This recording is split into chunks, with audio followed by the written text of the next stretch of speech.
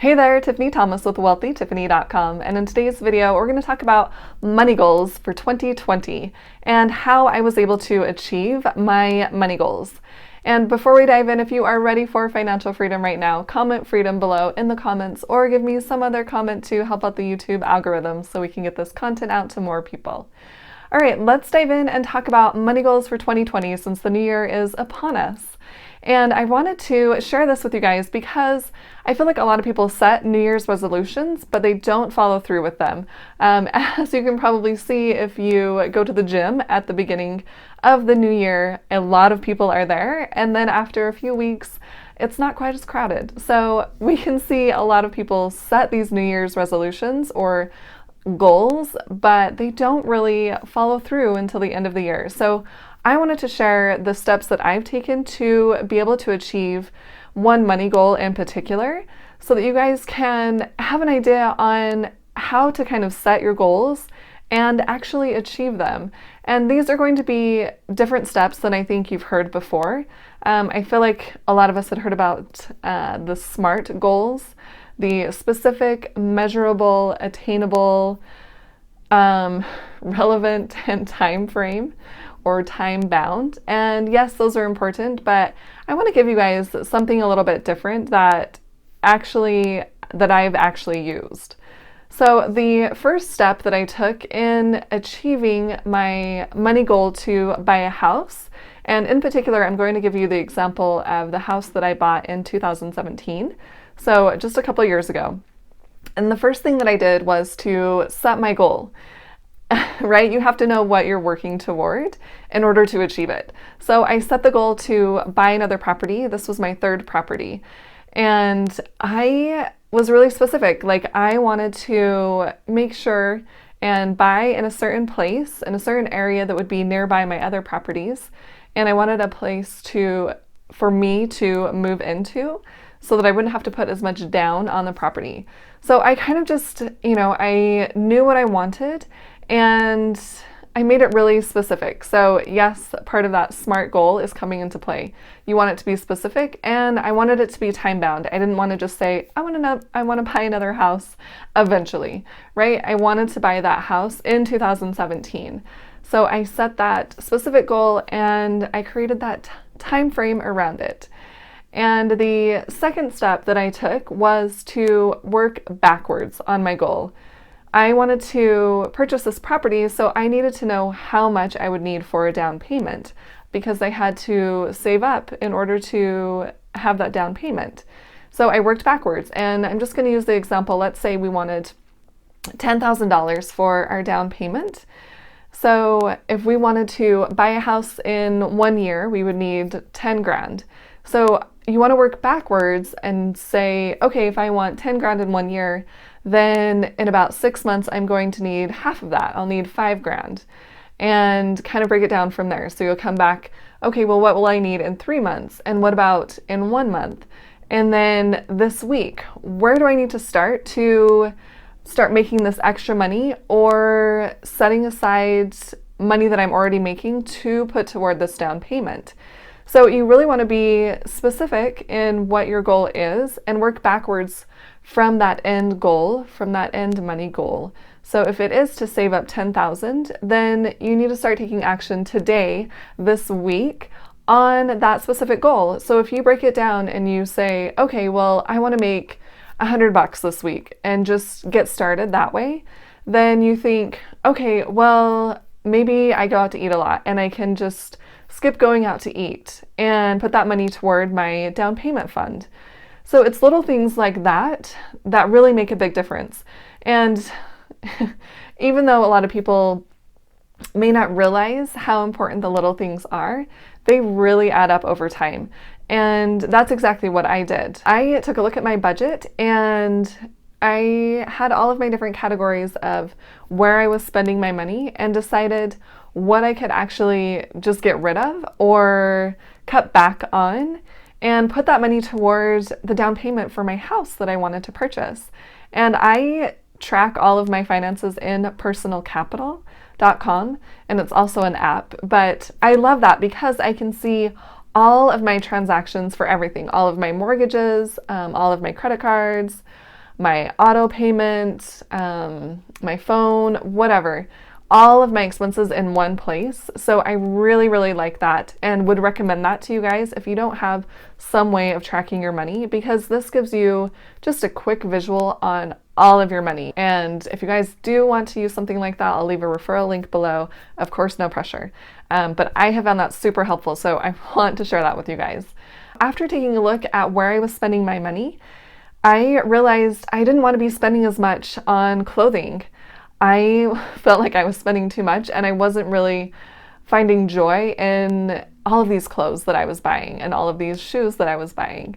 There were some items that would be in my closet that would still have a price tag on, and I hadn't even worn them yet.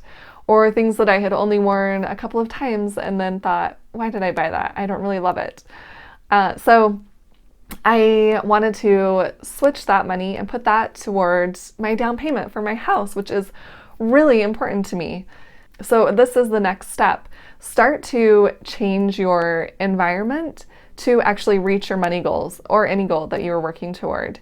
And it will make it a lot easier to achieve that goal. So if I didn't want to spend as much money on clothing, I needed to change my environment, what I was spending my time doing, so that I wouldn't be spending as much on clothing.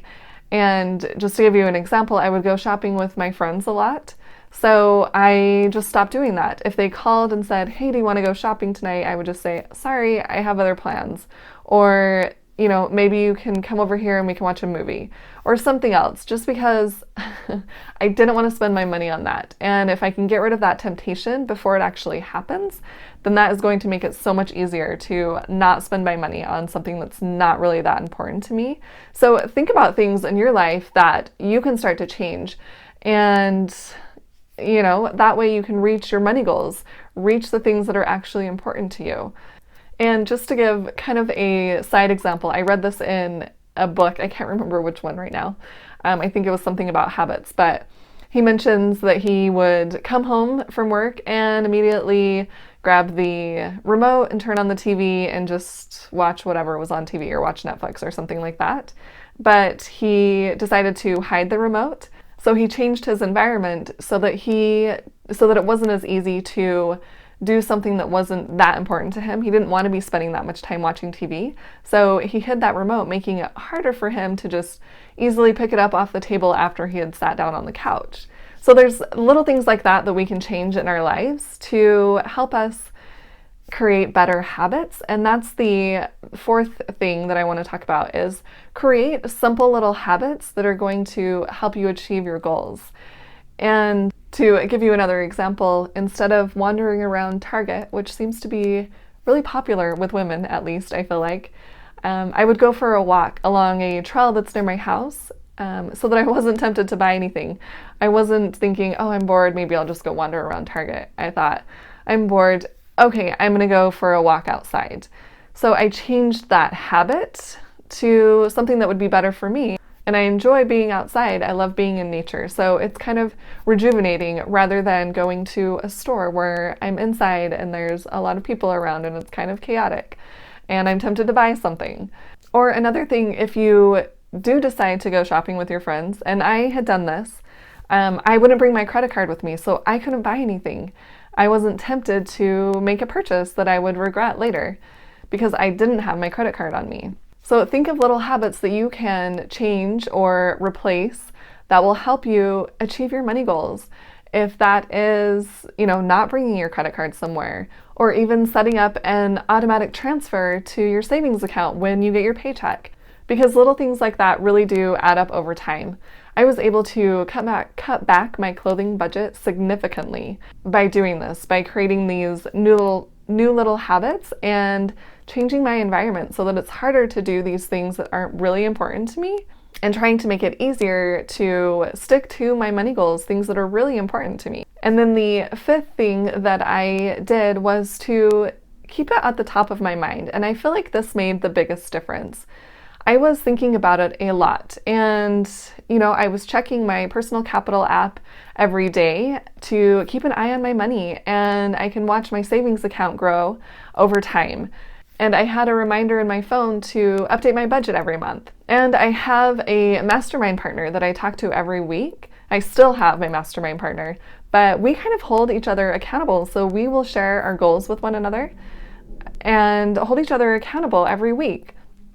So it's just little things like that that help you keep your goal at the top of your mind. It's constantly on your mind, but you're not obsessing over it. You're not becoming a crazy person, like that's all you think about.